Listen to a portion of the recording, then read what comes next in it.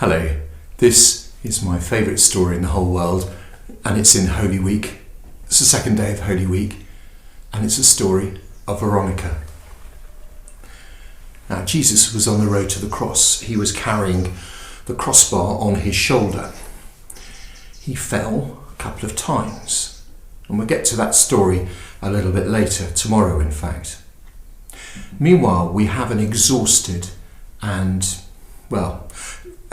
Jesus suffering from the effects of torture and some really cruel, taunting punishments. He's there, stumbling along the road. He is someone who has been singled out by the authorities as to be pushed away, not wanted, not one of us, not safe, not anyone we should have around. That's how crowds work. Jesus was always very suspicious of crowds. Crowds kind of have their own personality and mentality, and very quickly they get into a position where they single someone or some group out. And they're the ones that are going to be punished, not one of us, pushed away. Jesus is in that situation. They've been baying for his blood with crucify him, crucify him. And as he walks along, out from her house comes Veronica. And she has the only thing she has in her hand, which is a towel. She reaches out to his blood and sweaty face. Blood pouring into his eyes, sweat pouring into his eyes. Look, he's wearing the crown of thorns. And she puts the towel over his face.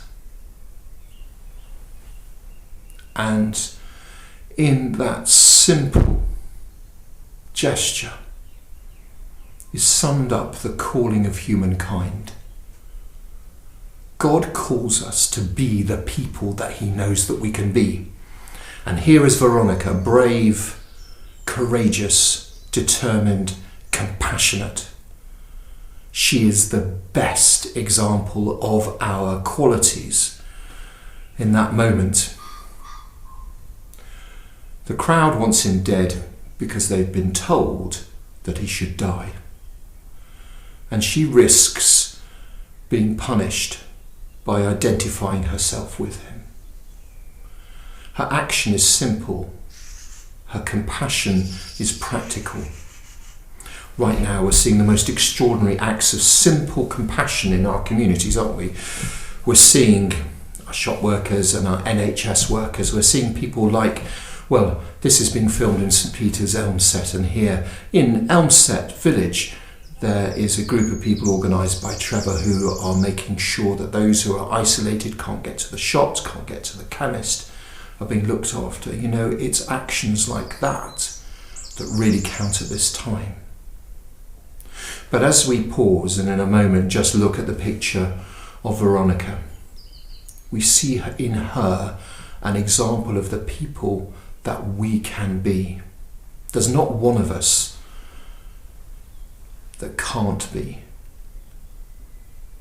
In each of us is that spark of God's created person which can be ignited and can change the bit of the world around us. It's an amazing story. I adore it. There's a lovely little extra bit actually. You know how kind of religion works, is it can't help but add a little bit onto it, a little bit of gold leaf on something, or it's just the way we are. And so the rumour was it that as she took the towel away from his face, there was the imprint of his face on the towel, a bit like the sort of Turin shroud kind of idea. Well, I love stories like that bit. I don't mind if they're true or not. But I really adore and aspire to the truthful, deep meaning found in her beautiful compassion. Let's say the Lord's Prayer together. Our Father, who art in heaven, hallowed be thy name. Thy kingdom come, thy will be done, on earth as it is in heaven. Forgive us our trespasses as we forgive those who trespass against us. And lead us not into temptation, but deliver us from evil. For thine is the kingdom, the power and the glory, forever and ever. Amen. And now may God be in your head and in your understanding. God be in your eyes and in your looking. God be in your hearts and in your thinking. God be in your mouth and in your speaking. God be there present in the deeds that your hands do for others, that your voice does as it picks up the phone to speak to someone, to write that email, to wave to someone across the street. And may God be with us until you and I meet again. God bless you.